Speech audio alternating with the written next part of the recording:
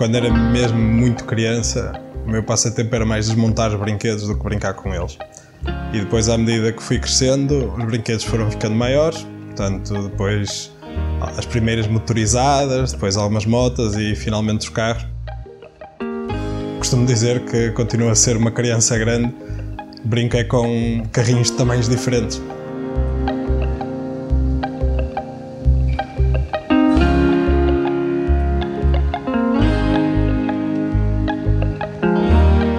Meu nome é Tomé Coelho, hoje estamos a conduzir o Sprint Evo 35.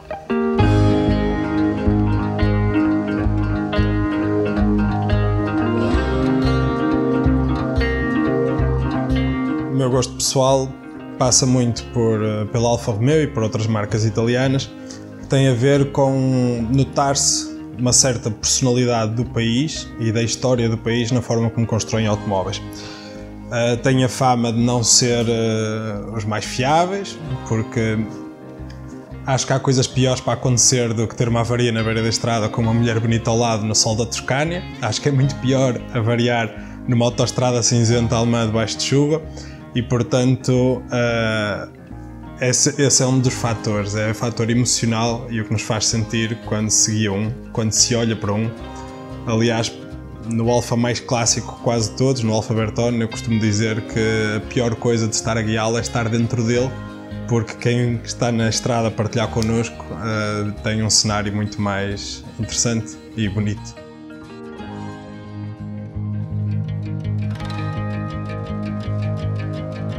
Na verdade, a história pela qual me apaixonei pela Alfa Romeo até tem alguma coisa, parece inventada, mas foi literalmente assim. Eu sou o último de 3 rapazes e nós estávamos numas férias de verão, em casa, ao almoço, em 1996,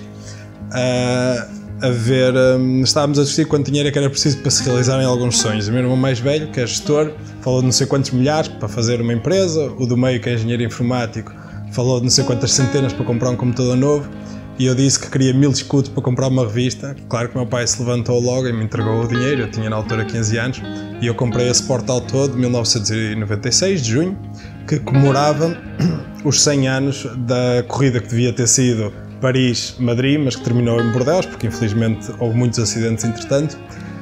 Eu estava todo contente a ler essa revista e a um dado ponto eu viro a página e tem um Alfa Romeo 8C 2900 que o Biondetti utilizou para ganhar as 1000 milhas em 1938. E eu juro que foi amor à primeira vista. Olhar para aquele carro fez-me tentar entender que objeto é que estava ali. Esse carro hoje está na coleção do Ralph Lauren, portanto ele sentiu a mesma coisa e já esteve exposto no Tate, em Londres, e numa série de outros eventos. Mas foi essa a primeira coisa que me atraiu para a Alfa Romeo. E depois, quanto eu mais estudava, porque reparem, nós estamos a falar no meio dos anos 90, e no meio dos anos 90 a Alfa Romeo tinha das piores famas que podia ter.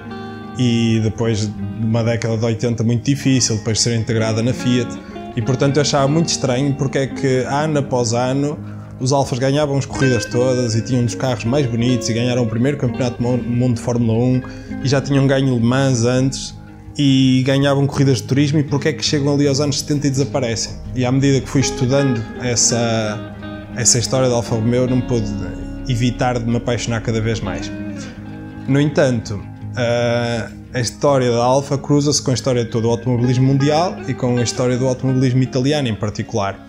E depois, claro, temos a Ferrari, que nasce da Alfa Romeo, e assim sucessivamente, ou seja, acabei por mais tarde alargar a minha paixão a todas as máquinas italianas.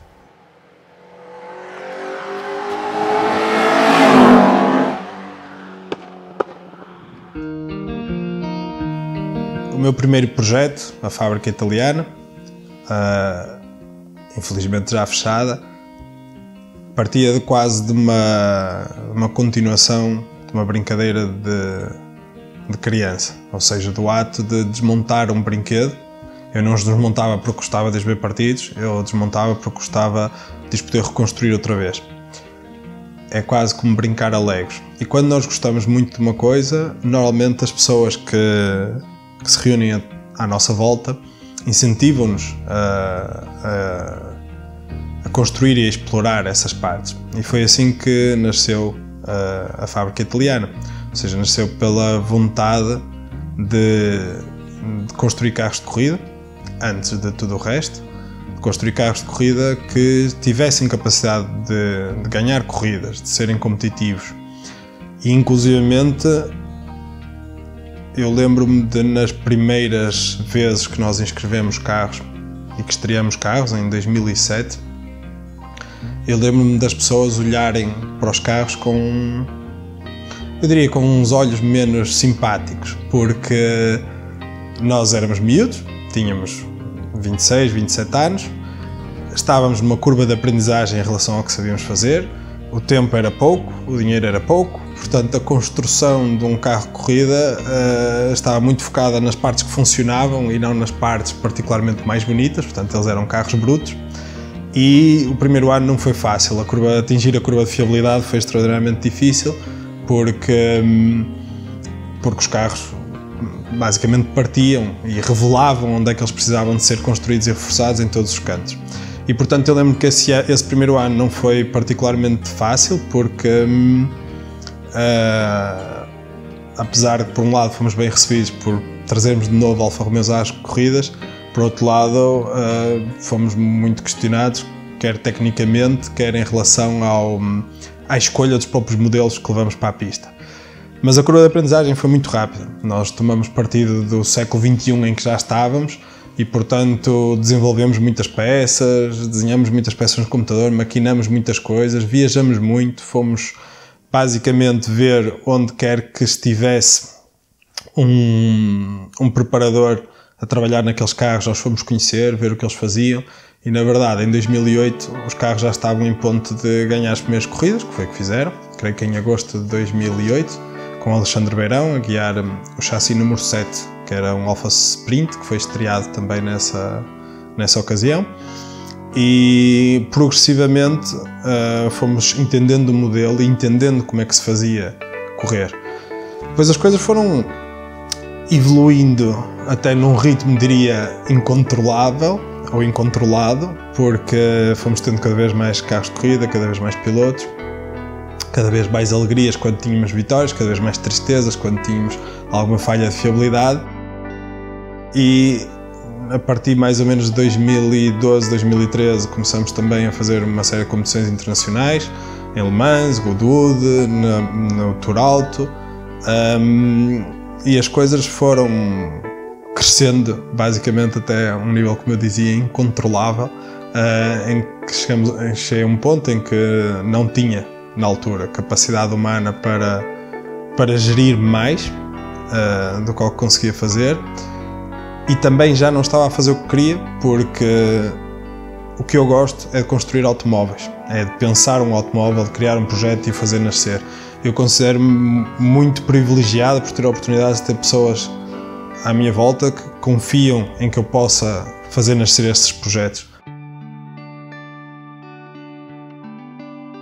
Certamente já aconteceu a outras pessoas que tenham tido as suas próprias empresas. Chegamos a um ponto em que o trabalho se sobrepõe ao prazer e que deixamos de ter tempo e só temos stress, não conseguimos aprender coisas novas, não conseguimos fazer coisas novas, e a um dado ponto, depois de ponderar tudo e mais alguma coisa, e depois de um período também difícil do ponto de vista pessoal, eu decidi terminar na altura a fábrica italiana. Não foi um processo fácil fazer esse fecho.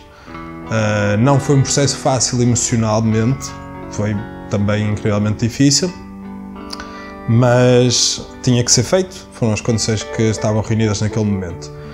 A questão é que a parte emocionalmente mais difícil depois disso tinha a ver com quem eu era, e o que eu fazia era exatamente a mesma coisa.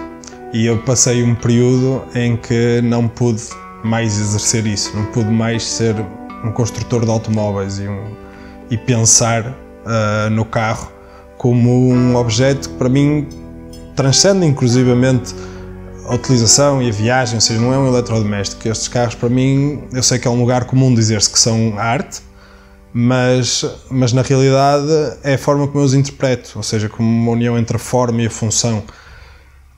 Aliás, podemos ir mais longe do carro do que isso, que é interpretar o carro pela forma como ele faz sentir a pessoa que olha para ele e que o conduz. E isso para mim é a parte mais relevante e é a parte que de certa forma me obrigou que me impede de estar afastado dos automóveis no dia a dia.